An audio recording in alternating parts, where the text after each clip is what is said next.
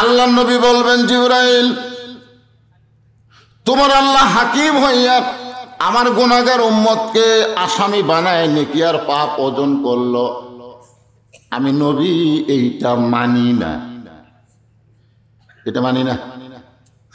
আল্লাহ বিচার করবে আসামির, আমি নবী উকিল সেখানে থাকতে পারবো না। এই বিচার আল্লাহ করতে পারে, কিন্তু আমি নবী উকিল এইটা মানি না। একটা গান আছে না নাই? আছেন আমার মুক্তার, আছেন আমার ব্যারিস্টার, সেই বিচারের হাইকোর্টেতে তিনি আমায় করবেন পার, আমি পাপী রাসূল জাবিন্দার। লিল্লাহ।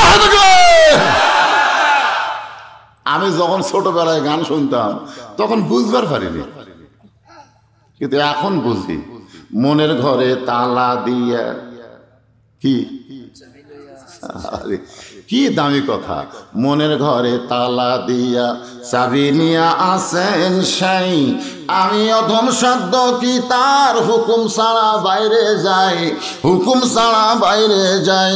আমার দুই কান্দে দুই মোহরি, লিখিতেছেন ডায়েরি, দলিল দেখে রায় দিবে, টাকা পয়সার নাই কারবার, আমি পাপী রাসূল জাবিন্দার। পারাপারে থাকলে তারা সঙ্গে নিও গাড়ি ভাড়া, পারাপারে থাকলে, পারাপার বোঝেন, পারাপার বোঝেন, পারাপারে থাকলে তারা সঙ্গে নিও গাড়ি ভাড়া, জবাবদিহি করতে হবে, ধরলে টিকিট কালেক্টর, ধরলে টিকিট কালেক্টর। মনোরে সেই দিন সে স্টেশনে থাকবে নানান প্যাসেঞ্জার, দ্রুত জানে পার হবে সে, দ্রুত যানবাহনে পার হবে সে, লা ইলাহা ইল্লাল্লাহ টিকিট কাটায় আছে যা। সুবহানাল্লাহ। একটা গানের মধ্যে এত দামি ওয়াজ, আগে খালি শুনিছি কিন্তু বুঝিনি, এখন বুঝতেছি। আল্লাহ বলবেন, জিবরাইল আমার নবীকে বলে দাও, আমি আমার নবীকে এত ভালোবাসি, এই ভালোবাসার কারণে উম্মতের ব্যাপারে আমি আল্লাহ আফিলকে কবুল করলাম। আল্লাহ রাসূল বলবে, আমি সামনে সামনে যাই, তোরা আমার পিছনে পেছনে আয়, ধরে গান সুবহানাল্লাহ। যারা আমরা এখানে বসে নাই, আমরা সবাই, নবী যাবেন সামনে সামনে আর আমরা যাব পিছনে পিছনে। নবী খালি বারবার পিছনের দিকে তাকাবে, আমরা বলবো, ইয়া রাসূলুল্লাহ আপনি কি দেখেন? বলে, কেউ যদি বাদ পড়ে, সুবহানাল্লাহ, যদি কেউ বাদ পড়ে, বাদ পড়ার চান্স আছে, একেবারে জাহান্নামের দরজা দিয়ে গেছে, সেখান থেকে ফেরত দিয়ে আসতে, আর কেউ বাদ পড়ে নাকি ন্যাংরাও পর্যন্ত হাঁটতে শিখবি, তোর এখন কথা ঠিক কিনা? আল্লাহ রাসূল মিজানের কাছে গিয়ে দাঁড়িয়ে বলবে, আল্লাহ আল্লাহ ওজন করেন। আল্লাহ তো জানি নেকির চাইতে পাপ বেশি। তারপরে আবার ওজন শুরু হবে, আমার ওজন করবে, আপনার ওজন করবে, সবার দেখা যাবে নেকির চাইতে পাপ বেশি। আল্লাহ কয়, হাবিব এখন কি করবেন? নেকির চাইতে পাপ বেশি হয়ে গেল। রাসূল বলবে, আপনি ইবাদতের নেকির ওজন করেছেন, কিন্তু মহব্বত, যেই মহব্বতে ফেরেশতারা লেখেও নি, আপনার কাছেও যায়নি, আমি মদিনা ছুঁয়ে থেকে জেলে পাচ্ছি, তার কি উপায়? এই যে আমরা নবীর প্রতি দরুদ শরীফ পড়তেছি, এই দরুদের মহব্বত গুলো নেকির পাল্লায় তুলে দেওয়া হবে, সঙ্গে সঙ্গে নেকির পাল্লার ওজন বেশি হবে। তাই নবীর প্রতি দরুদ পড়তে জবান বন্ধ রাখবেন না, জবান খুলে সকলে বলতে হবে সাল্লাল্লাহু আলাইহি ওয়াসাল্লাম। নতুন চয়লা জামি মসজিদের উন্নয়ন কল্পে বিরাট ইসলামী জলসায় আজকের সম্মানিত সভাপতি আলহাজ হাফেজ মোহাম্মদ লুৎফর রহমান, সম্মানিত সভাপতিকে অন্তরের অন্তঃস্থল থেকে আমি শুভেচ্ছা জ্ঞাপন করছি। আজকের এই মাহফিলের সম্মানিত অতিথিবৃন্দ, সুধীজন, সম্মানিত ওলামায়ে কেরাম, কি হয়েছে বাজান? আধা ঘন্টা কি হলো? কে রে ভাই, একবার সেট করে বসতো। হ্যাঁ, ওটা অবশ্য করিস না বাজান। সম্মানিত ওলামায়ে কেরাম, মাগরিবের নামাজের পর থেকে এতক্ষণ পর্যন্ত কোরআন হাদিসের আলোকে অত্যন্ত গুরুত্বপূর্ণ আলোচনা করে আপনাদেরকে শোনালেন। এই মঞ্চে যে সমস্ত আলেম ওলামা বসে আছেন, আপনাদের মাঝে মাঝে চুপ করে যারা বসে আছেন, অনেক আলেম ওলামা চুপ করে বসে আছেন। আমি চেয়ারে বসে আছি আর আপনারা মাটিতে বসে আছেন, মনে করতেছেন যে হুজুরের দাম বেশি, তা কিন্তু না। আমি এর আগেও আপনাদের শোনাইছি, ওই মুদির দোকানে গিয়ে দেখবেন পাথর সাজায় রাখছে, নিচে হলো 1 কেজি, ওপরে 500 গ্রাম, তার উপর 200 গ্রাম, তার উপর 100 গ্রাম, তার উপর 50 গ্রাম, তার উপর 20। উঁচার থাকলে দাম বেশি হয় না, নিচের হলো কেজি, উপরে হলো 20। যে সমস্ত আলেম ওলামা এই খেলের মধ্যে বসে আছেন, আমি আমার অন্তরের অন্তঃস্থল থেকে আপনাদের সবাইকে শুভেচ্ছা জ্ঞাপন করছি। সম্মানিত আল্লাহর বান্দারা, যে হারে আলেম ওলামা মারা যাচ্ছিল, মনেই হচ্ছিল না যে আমি আর কোনোদিন আপনাদের এই চওড়া আসতে পারবো, এই নতুন চয়টা জামে মসজিদে আসতে পারবো, আমার মনে হচ্ছিল না। কারণ আমি আপাতত পুলিশ ধরার ভয় করি না, আমি আজরাইল ধরার চিন্তা করি। যেরকম কি ধরা, কারণ যে কোনো সময় আমাকে আজরাইল ধরবে। পুলিশ এদিক দিয়ে আসলে এই দিক দিয়ে পলে যাওয়া যায়, কিন্তু আজরাইল আসলে আর পলানোর কোনো উপায় নাই। তো এখন পর্যন্ত আজরাইল ধরেনি, যার কারণে আপনাদের মাঝে আল্লাহ আমাকে উপস্থিত করেছেন। আমি আমার অন্তরের অন্তঃস্থল থেকে আপনাদের সবাইকে শুভেচ্ছা জ্ঞাপন করছি। সম্মানিত মা বোনেরা, পর্দার অন্তরালে অত্যন্ত মা বোন আছে, কারণ আমার ওয়াজের মধ্যে মা বোনদের কিছু ওয়াজ থাকি, যেরকম ঠিক কিনা। অনেক বক্তা দেখবেন 1.5 ঘন্টা 2 ঘন্টা ওয়াজ করা যায়, মা বোনের কোনো গল্পই নাই। এই জন্য সম্মানিত মা বোনেরা, পর্দার অন্তরালে বসে বসে যারা ওয়াজ শুনতেছেন, আমি আমার অন্তরের অন্তঃস্থল থেকে আপনাদের সবাইকে শুভেচ্ছা জ্ঞাপন করে দীর্ঘ কয়েক বছর পরে এই মুহূর্তে আর একবার জানতে চাচ্ছি আপনারা সকলে কেমন আছেন। জি জি, এই যে আমার ভাই বলছে, হুজুর আপনি কেমন আছেন। আমাকে একজন জিজ্ঞাসা করলো, হুজুর আপনি কেমন আছেন? আলহামদুলিল্লাহ। আমি তাকে জিজ্ঞাসা করলাম, ভাই আপনার খবর কি? নাউজুবিল্লাহ। আমি কইলাম নাউজুবিল্লাহ কেন? বলে হুজুর আমি মুয়াজ্জিন, আযান হচ্ছে, আকামত হচ্ছে, কিন্তু ইমাম নাই। আমি কইলাম ইমাম নাই কেন? বলে ইমামকে পুলিশ খুঁজতেছে। ইমাম যে কোন জায়গায় লুকে আছে, আমরা আযান দিই কিন্তু ইমাম পাচ্ছি না। তা আমি কইলাম ইমামকে পুলিশ খোঁজে কেন? ইমামের অপরাধ কি? ইমাম কি খুব খারাপ মানুষ নাকি? মুয়াজ্জিন আমাকে বলতে যে হুজুর মুখ সামাল করে কথা বলবেন, আমাকে 7 পাড়ার মধ্যে ইমামের চাইতে ভালো কোনো মানুষ নাই। আমি বললাম সেই ভালো মানুষকে পুলিশ খোঁজে কেন? ইমামের দোষ কি? মুয়াজ্জিন বলতেছে এখন আমি পারবো না, কয়েকদিন পরে বলবো। কয়েকদিন পরে আমাকে মোবাইল করে বলতেছে হুজুর ইমামের মারাত্মক দোষ। আমি বললাম সে মারাত্মক দোষ কি? বলে দোষটা হলো ইমাম বিশ্বাস করে মসজিদ আল্লাহর ঘর, শুধু নয় গোটা বাংলাদেশও আল্লাহ। আপনারা বলেন তো ইমামের বিশ্বাস কি ভুল? ইমাম বিশ্বাস করে শুধু মসজিদ আল্লাহর ঘর না, গোটা বাংলাদেশ আল্লাহর। শুধু মসজিদ ভালো করলে হবে না, গোটা বাংলাদেশও ভালো করা লাগবে। এই জন্যে বাংলাদেশ ভালো করতে গেলে মানুষের তৈরি আইন দিয়ে বাংলাদেশ ভালো হবে না, আল্লাহর কোরআনের আইন চালু করতে হবে। ইমাম গোপনে গোপনে কোরআনের দল করে, এই খবর কে যেন থানা দিছে, তখন থেকেই পুলিশ ইমামকে খুঁজতেছে। এখন বলেন বক্তা কেমন আছে?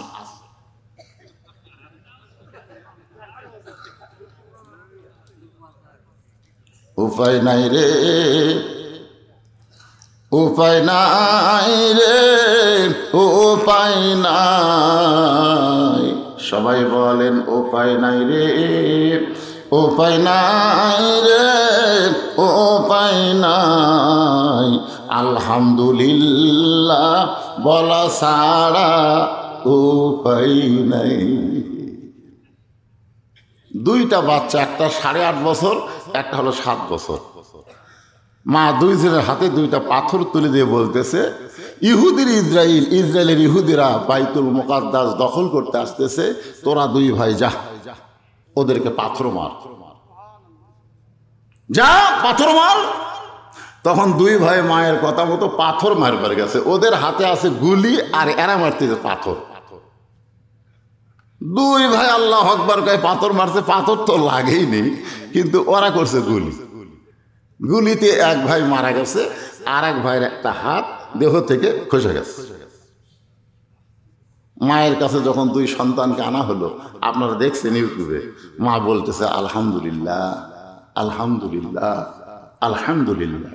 সাংবাদিক প্রশ্ন করতেছে যে আপনার ছেলে দুনিয়া থেকে বিদায় নিল, আপনি ইন্না লিল্লাহ না বলে আলহামদুলিল্লাহ বলতেছেন কেন? মা মুসকে মুসকে হাসে আর বলে, একজন জান্নাতে গেছে আর একজন জান্নাতের দরজা পা দিছে। কারণ আল্লাহ কোরআনে বলেছেন, ওয়ালা তাকুলু লিমান ইউকতালু ফি সাবিলিল্লাহি আমওয়াতুন বাল আহইয়াউ ওয়ালাকিন লা তাশউরুন। আমি একজন মুমিনা নারী, আমার আল্লাহ বলতেছে, আল্লাহ রাস্তায় যারা জীবন দিবে তাদেরকে তোমরা মৃত্যু বলো না, বরং তারা চিরজীবন লাভ করেছে। আমার এক সন্তান মরে নয়, আল্লাহর কোরআন অনুযায়ী জান্নাতে চলে গেছে। জোরে কেন সুবহানাল্লাহ। আর একজন জান্নাতের দরজা পা দিছে। ভাইজান, যে অবস্থায় থাকে না কেন, আল্লাহ শুকরিয়া আদায় করা ছাড়া আমাদের কোনো উপায় নাই। বিশেষ করে এই মুহূর্তে আমরা আল্লাহ শুকরিয়া বেশি বেশি করব, যে আল্লাহ তাআলা আরামের বাড়ি, আরামের ঘুমকে বাদ দিয়ে যতক্ষণ আলোচনা হবে এই জান্নাতের বাগান, বেহেশতের টুকরার ভিতরে শারীরিক সুস্থতা নিয়ে আমাদেরকে কবুল করেছেন। জবান খুলে সবাই বলি রব্বানা লাকাল হামদ, হামদান কাসীরান তাইয়িবান মুবারাকান ফীহি। আমরা প্রশংসা কার করলাম? খুশি না বেজার? আলহামদুলিল্লাহ। আসুন আর ভূমিকা লম্বা না করে আলোচনা। আমি যে আলোচনাটা শুরু করব, এই আলোচনা এখনকার আলোচনা নয়। একজন আমার কানে কানে বলছে, হুজুর হয়তো সিভিল পোশাকে ডিবি পুলিশ ঘুরতে পারে। মানে আমাকে এই কথা বলে বুঝাচ্ছে যে বেঁকা তেড়ে হুজুর ওয়াজ যেন না করে। শোনেন, কথাটা হলো আমার ওয়াজ আমি করব না। আজ থেকে 1400 বছর আগে, কত বছর? 1400 বছর আগে যিনি ওয়াজ করবেন, সেই বক্তার নাম হলো হযরত উমর। আপনারা বলেন তো ভাই, এটা বল রশিদ না, উমর ফারুক কেমন বক্তা? ভালো বলতে কেউ যদি জবান বন্ধ রাখেন তার বিপদ আছে। খালি ভালো না, খুব ভালো। যে উমর সম্পর্কে আল্লাহ রাসূল বলেছেন, আমার পরে কেউ যদি নবী হতো, লাউ কানা উমর, আমার পরে কেউ যদি নবী হতো, আল্লাহ উমরকে নবী বানায় দিত। কিন্তু আল্লাহ কোরআনে বলেছেন, মা কানা মুহাম্মাদুন আবা আহাদিম মির রিজালিকুম ওয়ালাকিন রাসূলুল্লাহি ওয়া খাতামান নাবিয়্যিন। এরা কার কথা? আর নবী কইছে যদি হতো। তাহলে আল্লাহর কথার সাথে নবীর কথার মিল নাই। কিন্তু যদি হতো, এই যদি হতো কথাটা আল্লাহর এতই ভালো লাগছে, আল্লাহ হাসরের ময়দানে হযরত ওমরকে নবীর কথার দাম রাখতে গিয়া নবীদের কাতারে দাঁড় করাইয়া দিবে। কারণ আমার নবীর কথা আল্লাহর কাছে দাম আছে না নাই?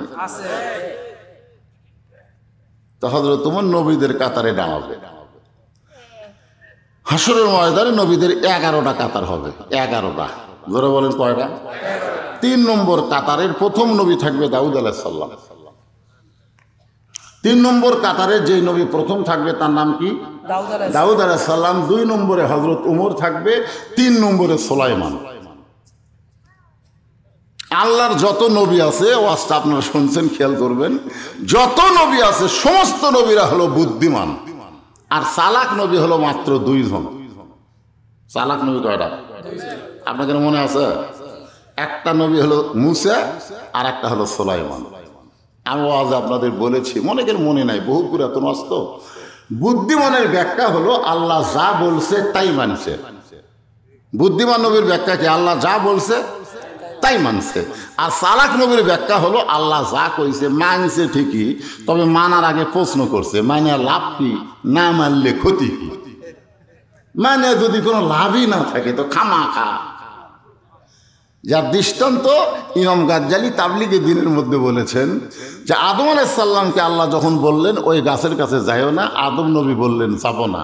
ওই কথাটাই যদি আল্লাহ মুসা নবীকে বলতো, মুসা ওই গাছের কাছে যাইও না, মুসা নবী বলতো আল্লাহ যার কাছে যাওয়াই চলবি না, তাক তুমি জান্নাতে রাখো না। যে গাছের কাছে যাওয়া যাবে না সেই গাছ খামাখা ভালো জায়গা থেকে লাভ কি? খুবই চালাক 1 নম্বর। নাম কি? আল্লাহর কাছে গিয়ে বলতেছে আল্লাহ আমার যা আছে তোমার তা নেই, আমার যা আছে তোমার তা নেই। 3 বার বলার পর আল্লাহ রাগ করে, এই মুসা তোর এমন কি আছে যেটা আমি আল্লাহর নাই? মুসা বলতেছে আমার মৃত্যু আছে, তোমার মৃত্যু নেই। আল্লাহ কয় ঠিকই তো তাই রে। খুবই চালাক, বুঝলেন? আর একটা চালাকের নাম হলো সুলাইমান। নাম কি? সুলাইমান নবী চিন্তা করবে যে আমার বাবা দাউদের পরই তো আমার থাকার কথা, কিন্তু মাঝখানে গ্যাটিসকে, মানে খাটো খুটো, বুঝলেন না? দাউদ নবী লম্বা, সুলাইমানও লম্বা, কিন্তু ওমর হলো খাটো খুটো, মাঝখানে গ্যাটিসকে। সুলাইমান নবী ওমর ফারুকের পিঠে হাত দিবেন, আপনি কোন নবী ভাই? আপনার নামটা একটু শুনবার চাই। সঙ্গে সঙ্গে ওমর ফারুক বলবেন অলিমান খাফা মাকাম রাব্বিহি জান্নাতান। আল্লাহর সামনে দণ্ডায়মান হওয়াকে যারা ভয় করবে তাদের জন্য দান করবে। আর তুমি কি করতেছে? আপনি কোন নবী ভাই? আমি কোন নবী টবি না, আমার নাম হলো ওমর। সুলাইমান নবী নবীর কাতার থেকে সরে যাওয়া, মানে এত জোরে বলবে রাস্তাতে গেলে শয়তান কয়দিন যায় না। আমি কোনো নবী টবি না, আমি হলাম ওমর। সুলাইমান কয় কে রে, এত নবীর মধ্যে তো ওমর নবী নাই। সমস্ত নবীর নাম সুলাইমান নবীর মুখস্থ, ধরে গান সুবহানাল্লাহ, কিন্তু ওমর নামে তো কোনো নবী নাই। তুমি নবীর কাতারে কেন দাঁড়াইলে ভাই? ওমর ফারুক বললেন এইটা কিসের কাতার? সুলাইমান বলবেন তোমার সামনে দাঁড়ায় আমার বাবা দাউদ আলাইহিস সালাম, আর আমার নাম হলো সুলাইমান। সঙ্গে সঙ্গে ওমর ফারুক জোড় হাত করে বলবে ওগো আল্লাহর নবী সুলাইমান, আমি বড় বেয়াদবি করেছি, নবীর পিছনে রেখে আমি ওমর সামনে দাঁড়াইছি, আমারে মাফ করে দেন। এই কথা বলে নবীর কাতার ছেড়ে যখন ওমর চলে যাবে, আল্লাহ ডাক দেয়া বলবে ওমর, আমার দোস্ত বলেছিল আমার পরে কেউ যদি নবী হতো ওমরকে আল্লাহ নবী বানাই দিত। দুনিয়াতে তোমাকে নবী করা হয় নাই, কিন্তু হাসরের ময়দানে আমার দোস্তের কথার দাম রাখতে গিয়া তোমাকে নবীর কাতারে দাঁড় করাইছি। ওমর কানবে আর বলবে আল্লাহ শুধু তোমার দোস্তের কথার তুমি দাম রাখবা, আমি ওমরের কথার কি তুমি দাম রাখবা না? আল্লাহ কয় ওমর তুমি কি বলবার চাও?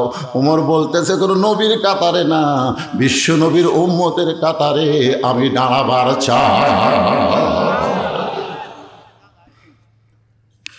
নবীর কাতারে না, বিশ্ব নবীর উম্মতের কাতারে আমার জায়গা হলেই যথেষ্ট। সুবহানাল্লাহ কর না কেন? সেই ওমর হচ্ছেন বক্তা। সেই উমর কি? সেই উমর হচ্ছেন বক্তা। আর যে জায়গায় বসে ওয়াজ করতেছেন সেই জায়গাটার নাম হলো মসজিদে নববী। আপনার বলেন তো মসজিদে নববী কেমন জায়গা? খালি ভালো করে হবে। আব্দুল আলিম তখন একটা গান গাইছিল না, এটা প্রথম ধরা কাছে 61 সালে, তখন অনেকের জন্মই হয়নি, আমারও হয়নি। আমি আব্দুল আলিমের জীবনের মধ্যে পড়ছি, মনে বড় আশা ছিল যাব মদিনায়। দিনাজপুরের সমস্ত আলেম একজোট হয়ে বলে, আব্দুল আলিম তুমি মূর্খ মানুষ, তুমি গান ভুল কইতেছ, বরং গানটা বলতে হবে মনে বড় আশা ছিল যাব মক্কা মদিনায়। তুমি মক্কারে বাদ দিয়ে খালি মদিনার কথা কও। আব্দুল আলিম বললেন, রে দুনিয়ার আলেমেরা শোনো, মক্কারে বাদ দিয়ে মদিনার কথা বলার কারণ হলো কেউ যদি মদিনার মানুষটাকে হাত করবার পারে তাহলে শুধু মক্কা নয়, মক্কার মালিক পর্যন্ত তার হয়ে যাবে। সোয়াবের দিক দিয়ে হয়তো মক্কাতে 1 লাখ, মদিনাত 50, কিন্তু দামের দিক দিয়ে মক্কার চাইতে মদিনা কোটি কোটি গুণ দামি। জোরে কোন সুবহানাল্লাহ। দামের দিক দিয়ে সোয়াব আর দাম দুইটা কি এক? জোরে কোন দুইটা কি এক? সোনার দাম বেশি, কিন্তু ক্ষুধা লাগলে কোনটা খাই মানুষ?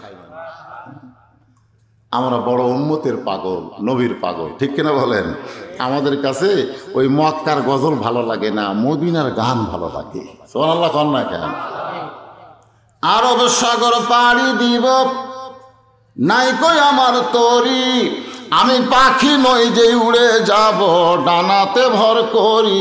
আমার স্বাদ আছে সম্বল নাই, স্বাদ আছে সম্বল নাই, করি কি উপায়, মনে বড় আশা ছিল যাব মদিনায়।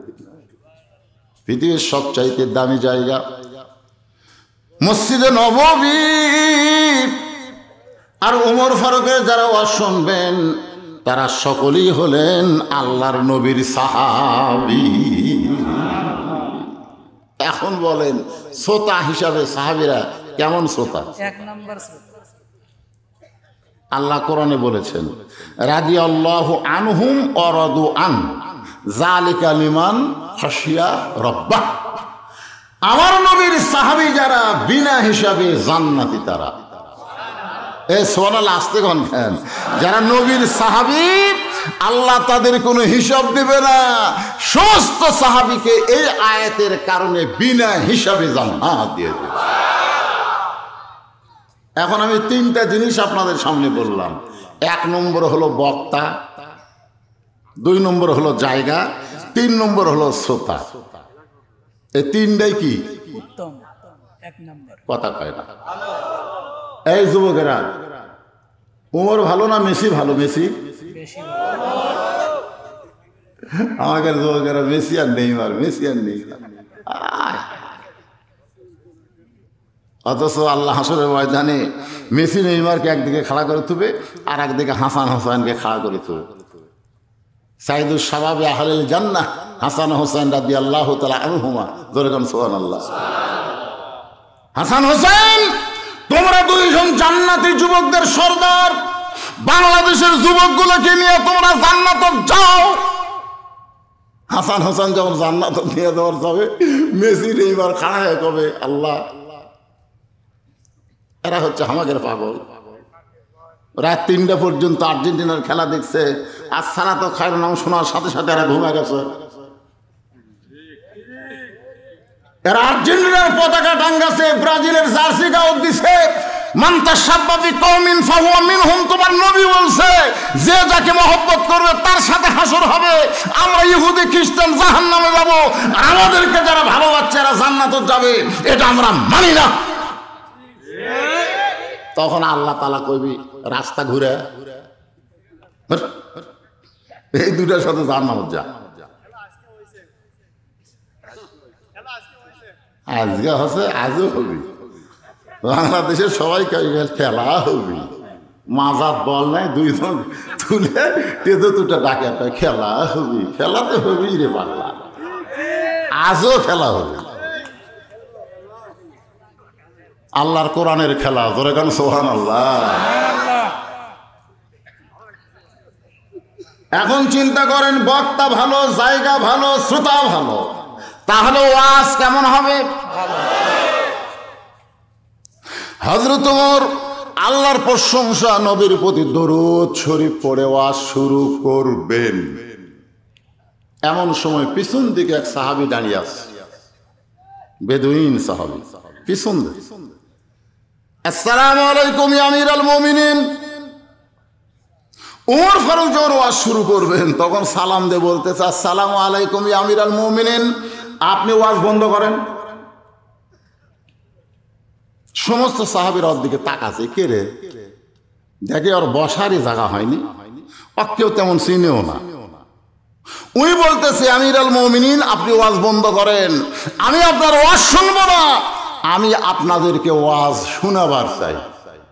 আমি শোনার জন্য আসিনি, শোনানোর জন্য আসি। সমস্ত সাহাবীরা আগে যখন গদগদ করতেছে, ওমর ফারুক একজন নেতা, সুবহানাল্লাহ কর না কেন? একজন কি? একজন নেতা কর্মীদেরকে কেমনভাবে সাইজ করা লাগে সেটা কিন্তু নেতার জানা দরকার। নেতারাই যদি বলে যার যা আছে তাই নিয়ে আসো, তাহলে গন্ডগোল হবে। এই বাংলাদেশে কোনোদিন শান্তি হবে না যতক্ষণ নেতারা ধৈর্যশীল না হবে। জোরে গন্ডগোল আছে। সমস্ত সাহাবীরা গদগদ করতে সব ধরবি, আরে কার ওয়াজ বন্ধ করে কে ওয়াজ করবি রে? বাংলাদেশের লোক সম্মান করুক বা না করুক, কিন্তু সবাই মানে।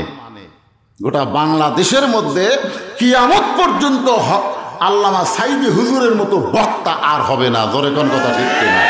মানেন বা না মানেন সেটা পরের কথা, কিন্তু ওনার মতন বক্তার কোনোদিন কেউ হবে না। একটা গুনতে গুনতে মানুষ কিন্তু 1 থেকে 100 যায়। আমি খুব বেশি গেলে 10 পর্যন্ত গেছি, এখনো 90 বাকি আছে। আর সাইদি হুজুর 100 পর্যন্ত ঠেকেছে।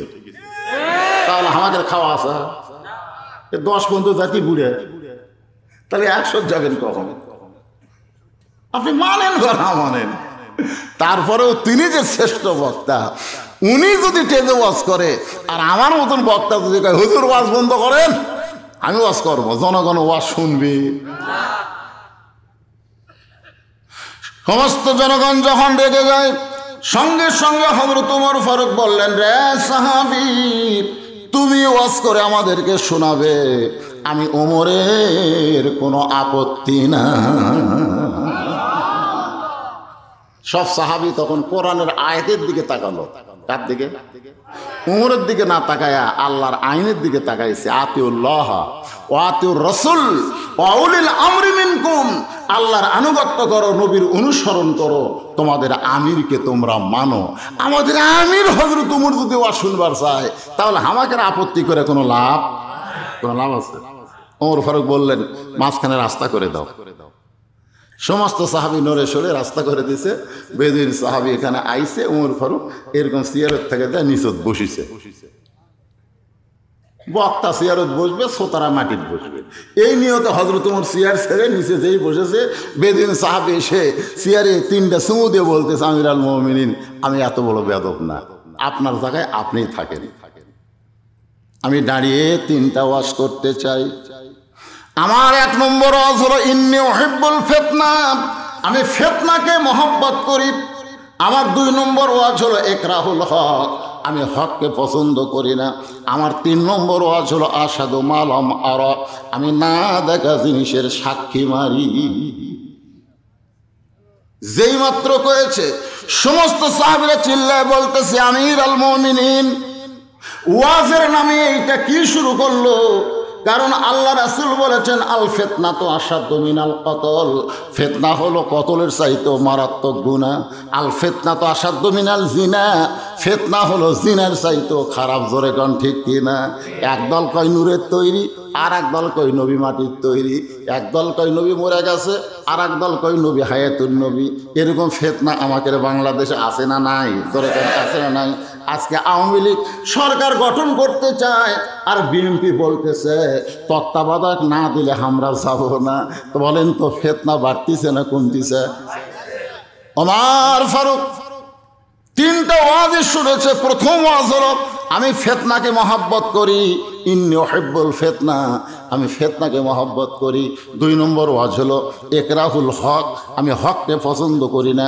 অথচ আল্লাহ কোরআনে বলেছেন ওয়াতাওয়াসাউ বিল হক, হকের কথা বলা লাগবে। কুল জাল হক ওয়া যাহাকাল বাতিল ইন্নাল বাতিলা কানা যাহুকা, দরকার হলে হকের জন্য জীবন দেওয়া লাগবে, কিন্তু বাতিলের সঙ্গে আপোষ করা যাবে না। ধরেছেন কথা ঠিক কিনা? দরকার হলে হকের জন্য ফাঁসির মঞ্চে যাবে, কিন্তু বাতিল রাষ্ট্রপতির কাছে বাঁচার দরখাস্ত লিখবে না। ধরেছেন কথা ঠিক কিনা? হক হক যাহাকাল বাতিল। আর এই বেটা ওয়াজ করছে 2 নম্বর, আমি হককে পছন্দ করি না। 3 নম্বর ওয়াজ হলো আশহাদু মা'আল্লাহ আরা, আমি না দেখা জিনিসের সাক্ষী মারি। 71 সালে জন্ম লিয়া সাক্ষী হচ্ছে। বিচারক বলতেছে তুই যে যুদ্ধ অপরাধীর বিপক্ষে সাক্ষী দিস, তোর জন্ম কখন? 71। দেখলি কিভাবে? কয় মায়ের কাছে শুনেছি।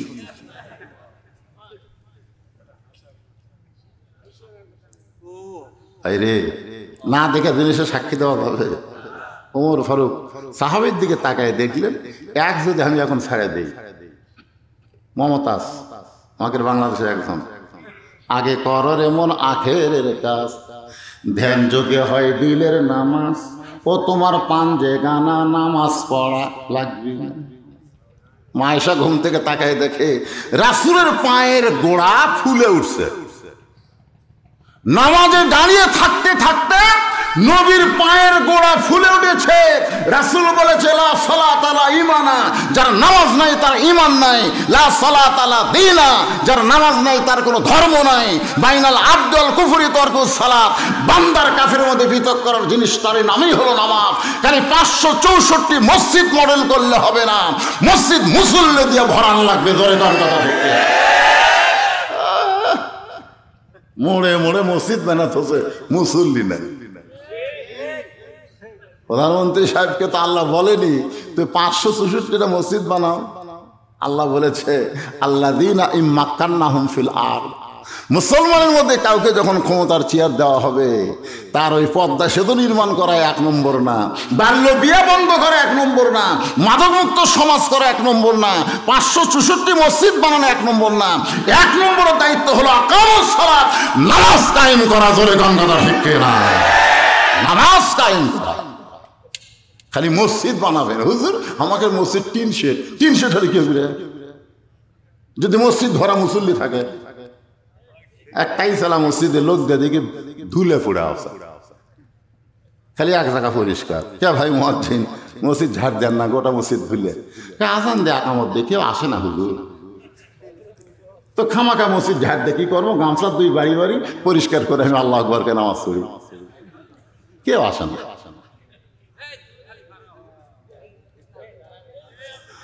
অথচ এই বাংলাদেশের 90% মুসলমানের দেশে একজন শিল্পী, নাম হলো মমতাজ। জোরে বলেন নাম কি? ওই মমতাজ বলছে আগে করর এমন আখেরের কাজ, ধ্যান যোগে হয় দিলের নামাজ, ও তোমার পাঞ্জে গানা নামাজ পড়া লাগবে না। ওরে শরীয়তের মৌলানা, চোখ 2টা করছা কানা, মনের পর্দা বড় পর্দা, তোমরা খুঁজা পাইলা না, তেতুল হুজুর বুঝলো না। মনের পর্দা বলে বড় পর্দা, বাইরের পর্দার নাকি দরকার নাই। আল্লাহর বান্দা হযরত ওমর চিন্তা করলেন, এই বেদুইন সাহাবী যে 3টা বকওয়াস ওয়াজ করেছে, জোরে কোন যে ওয়াজ করেছে, এরে যদি এখন ছাইড়া দেওয়া হয়, তাহলে একটা একটা করে যদি সবাই মারে, ও গণধোলাই খায় মরে যাবে। জোরে কোন কি হবে? এই কারণে হযরত ওমর অত্যন্ত চিন্তাশীল, অর্ধজাহানের খলিফা, ওই বেদুইন সাহাবীকে হেফাজতের জন্য জেলখানায় বন্দি করলেন। হেফাজত, জোরে কোন কি? আমি বিএনপির এক নেতাকে বললাম, কে ভাই এত নেতা ঘুরলো তো বাইর করার চেষ্টা হচ্ছে? না হুজুর, ওরা ভালো আছে, ওরা বাইরে থাকলেই বিপদ। কেউ হাড়ের রুগী, কেউ ডায়াবেটিস, ওই জেলের মধ্যে যায় কোনো ঝামেলা নাই। আসলে জেলের মধ্যে ঝামেলা নাই, কারণ আমি কয়েকবার গেছি তো, যাই দেখছি ওর ভিতরে আরাম ভাই, কোনো টেনশন নাই। খুবই আরাম তো, আমি যা দেখছি ওই বাইরেও যে কাম ভিতরে একই কামে। এই সবাই সবাই হুজুর ওয়াজ করে, তারা 10-15-20 জন বসে ওয়াজ করি, হুজুর নামাজ পড়ান, আমি নামাজ পড়াই, মাঝে মাঝে 2 জন হুজুর কামা টিপে দেই, ওরাই লাগবি না ভাই। তো এখন হেফাজতের জন্য একটা রাখা আর একটা অন্যায় করার কারণে রাখা, ধরে কোন কথা ঠিক কিনা? আমাদের বাংলাদেশের তথ্যমন্ত্রী বলেছে ওনাদেরকে হেফাজতের জন্য আমরা রাখছি। ওমর ফারুক হেফাজতের জন্য ওই বেদুইন সাহাবীকে জেলখানায় বন্দি করলেন। এশার নামাজ পড়ে বাড়িতে গেলেন। বাড়িতে যাওয়ার পরে তাকায় দেখে ওমর ফারুকের বিবি দস্তরখানার উপরে খাবার রাখছে। ওমর ফারুকের বিবি দস্তরখানার উপরে খাবার রাইকা একটু দূরে দাঁড়িয়ে স্বামীর খাওয়া দেখে। কারণ ওমর ফারুক এমন একটা স্বামী, খালি অর্ধ পৃথিবীর খলিফা না, তিনি কিন্তু একজন স্বামী। ধরে কারণ সুবহানাল্লাহ, আমি যত বড় বক্তা হই না কেন, আমি কিন্তু একজন স্বামী, ঠিক কিনা বলেন? আমি স্বামী হিসাবে ভালো না, কিন্তু বক্তা হিসাবে ভালো। আল্লাহ কয় তুই জান্নাত পাবি না, কারণ দুনিয়ার সমস্ত মানুষ যদি বলে বজরশিদ ভালো, আর বউটা যদি কয় আমার স্বামী খারাপ, ওই বইয়ের সার্টিফিকেটে স্বামীকে জাহান্নামে দেওয়া লাগবে। কথা কয় না?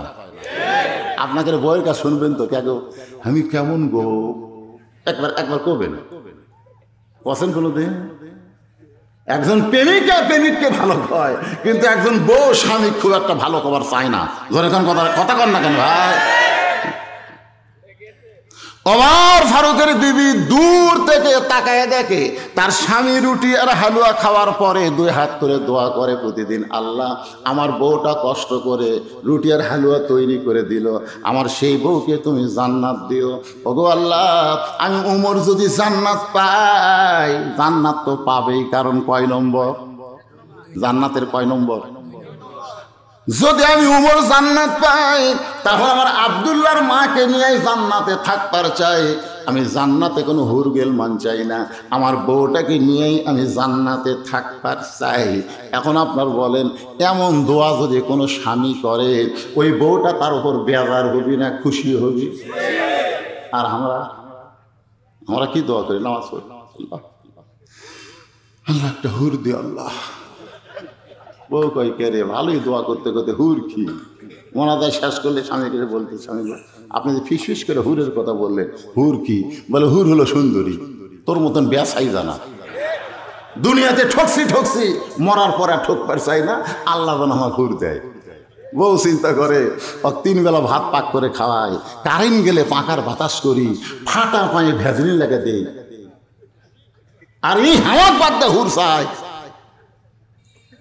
পরদিন বউ দোয়া করতেছে ফজরের পরে, আল্লাহ আমাকে জান্নাত দিও, জান্নাত একটা হুরা দিও।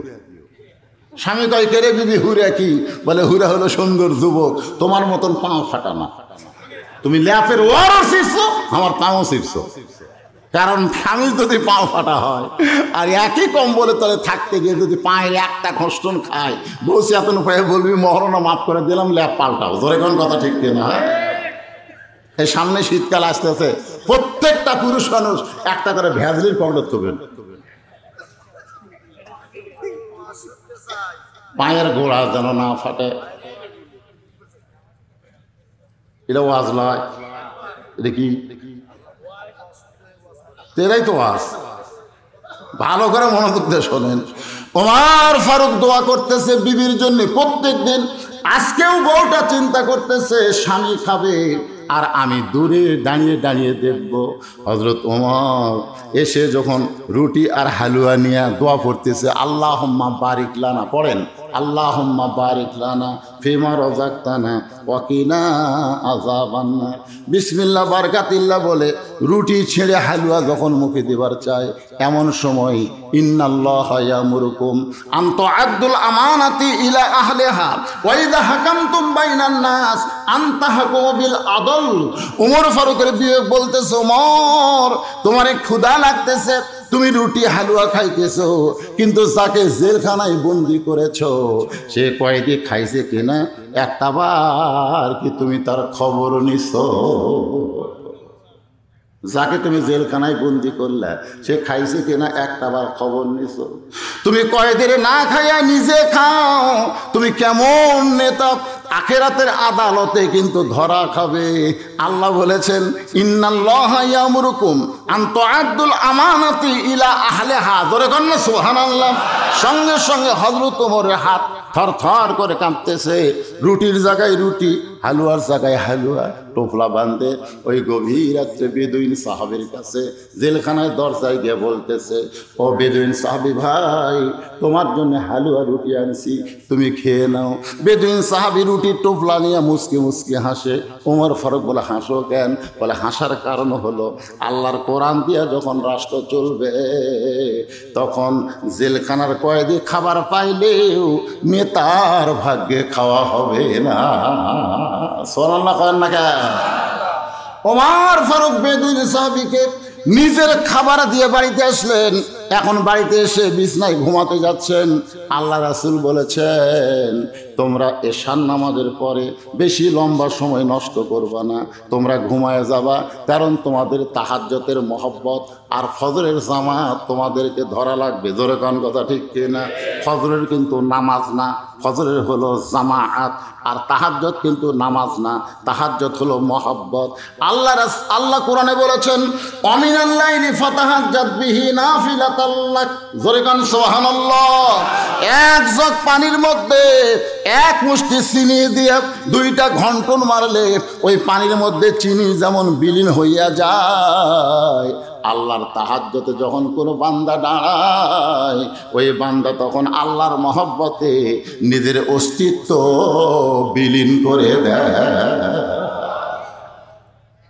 তো বউ বলতেছে, কে গো স্বামী, আপনি যে ঘুমাবার যাচ্ছেন, আপনি খাবেন না? ওমর ফারুক বলে, তুমি না আমারে খাবার দিছো? বউ বলতেছে, আমি দূরে থেকে দেখিনি, আমি দূরে থেকে দেখেছি আপনি একটাও খাননি, সব টোপলা করে কোথায় যেন দিয়ে এলেন। আসেন, আপনাকে না খাওয়ায় আমি কোনোদিনও খাই না, আমি আপনার খাওয়া দেখি তারপরে আমি খাই। সুবহানাল্লাহ না কেন? এখন আসেন, আমার যে খাবার আছে এইটা আমরা দুইজন ভাগ করে খাই। ওমর ফারুক বলতেছে, আল্লাহ রাসূল বলেছেন যদি তোমাদের ঘরে খাবার একজনের থাকে তোমরা তিনজন খাইতে পারবা, কম করে খাবা আর পানি বেশি পান করবা। জোরে কোন সুবহানাল্লাহ। বাংলাদেশে দুর্ভিক্ষ হবে না রে, দুর্ভিক্ষ হবে না। আমি দেখছি যে লোকটা 2 কেজি পেঁয়াজ কিনতো এখন কিনে হাফ কেজি। আমি বললাম, কে ভাই, পুঁতে হাটে 2 কেজি করে কিনেন, এখন হাফ কেজি? ওই সমান চলে, হুজুর সমানই চলে। তার মানে দাম বেড়ে গেলে বরকত বাড়ে। জোরে কোন কথা ঠিক কিনা? আগে 2 কেজি দাম কম, খালি সমানে মারে। এক থালি পান্তা 5 পিস খায়, আর এখন 1 পিস খালি সামনে তুই চাপে আর পান্তা খায়। কি মনে করছেন? আগে সয়াবিন তেল যখন কম ছিল দাম তখন সমানে মারছে, পায়ের তিল খালি ছুরা যা তেলতে। এখন বহু কছে আদেশের তো সপ্তাহ চলার লাগবে, দাম বেশি। আপনি কি মনে করছেন বরকত নাই? রাসূল বলেছেন যদি তোমাদের বাড়িতে একজনের খাবার থাকে আর খানেওয়ালা যদি 3 জন হও, ওই একজনের খাবার দিয়ে 3 জনের পেট ভরে যাবে। অল্প করে খাবে, বেশি করে পানি পান করবে। জোরে কোন সুবহানাল্লাহ। ওমর ফারুক তার বিবির খাবারটা সামনে নিয়ে স্বামী স্ত্রী মিলে যখন খাবারের নিয়ত করে দোয়া পড়েছে, ওমর ফারুক রুটে ছিঁড়ে যখন মুখে দিবার চায়, এমন সময় বিবেক বলতেছে, ওমর, যাকে কারাগারে বন্দি করছো সেই যদি বাড়ির অভিভাবক হয়, আর অভিভাবক যদি কারাগারে বন্দি থাকে, তার বাড়ির খবর না নিয়ে তুমি কেমনে খাও? আজকে আমির হামজা জেলখানাত বন্দি। জোরে কোন কথা ঠিক কিনা? আমরা যারা বক্তা আমরা মনে করতেছি আমির হামজা জেলখানাত বন্দি, তার 2টা ছোট বাচ্চা আছে, একটা হলো 8.5 বছর, একটা হলো 4.5 বছর, তার একটা 27 বছরের বিবি আছে, কিন্তু অভিভাবক আমির হামজা জেলখানাত বন্দি। জোরে কোন কথা ঠিক কিনা? বিবেক বলতেছে, ওমর, যাকে জেলখানায় বন্দি করছো সে যদি বাড়ির অভিভাবক হয় আর অভিভাবক জেলখানায় বন্দি রাখলে তার পরিবারের খবর না নিয়ে তুমি কেমনে খাও? উমরের হাত থর করে কাঁপতেছে, রুটির জায়গায় রুটি, হালুয়ার জায়গায় হালুয়া পড়ে গেছে। বউ বলতেছে আপনি কি খাবেন না? বলে যাকে খাবার দিলাম তার পরিবারকে খাবার না দিয়ে আমি কেমনে খাই? বউ বলে স্বামী গো, আমিও খাবো না, আমি সব খাবার আপনাকে টোপলা করে দিলাম, আপনি তার বাড়িতে দিয়ে আসে। সুবহানাল্লাহ কর না কেন? কারণ নেতা যদি আমরা ভালো চাই তাহলে নেতার বউ ভালো হওয়ার দরকার আছে না নাই? যান যান, যাকে বন্দি করেছেন তার পরিবারকে খাবার দিয়ে আসেন। সুবহানাল্লাহ কর না কেন?